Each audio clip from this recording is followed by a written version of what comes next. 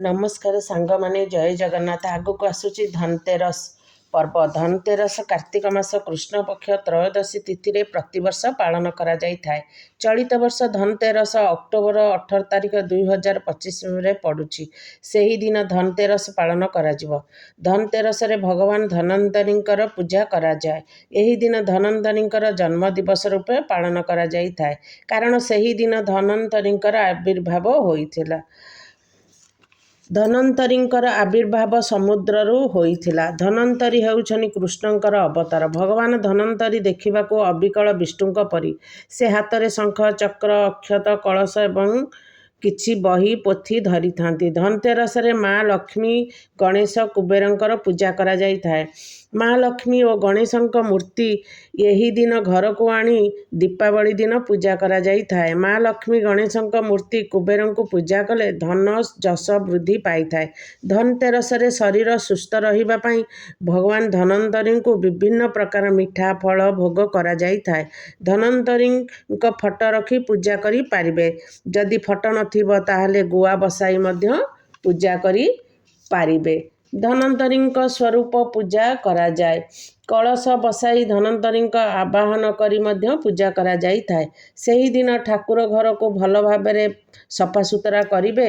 घर और बाहर मध्य सफा करिबे। घरे गंगा पानी चारिआडे छिंचिबे। गोटे पीढ़ा को धोई रखिबे। ता उपरे नाली किंबा हलदिया कपड़ा पकाइबे।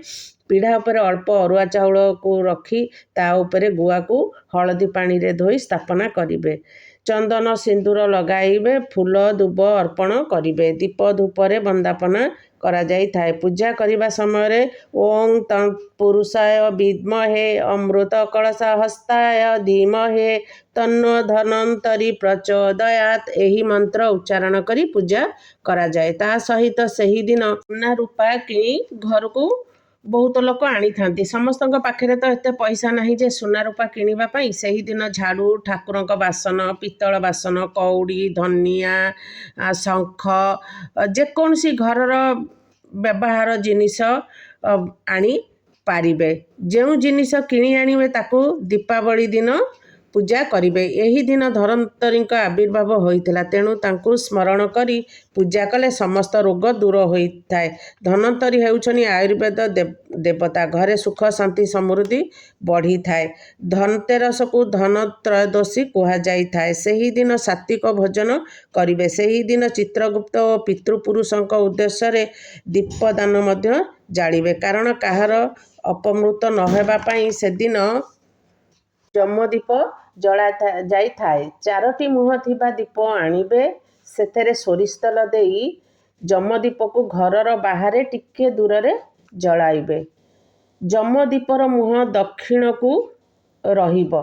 धनंतरी जयंती शनिवार आरंभ हेउची। शनिवार दिन पड़ुची अक्टोबर 18 तारिख। अक्टोबर 18 दिन 12:20 ठारू त्रयोदशी आरंभ हेउची। सेही दिन जेकोसी द्रव्य घर को क्रय करी आनले सेही दिन लक्ष्मी सानिध्य लाभ मिली थाए। तेणु से दिन जेकोसी व्यवहार जिनिस घर को आनिले मध्य शुभ हेब। लुण गोटा हलदी गणेश लक्ष्मींक मूर्ति रूपा कएन रूपा हाथी रूपा माछ गोमती चक्र घर सजाइबा जिनिस एहीपरि सब जिनिस घर को किणी आनी पारिबे। एहीपरि पूजा करिबे।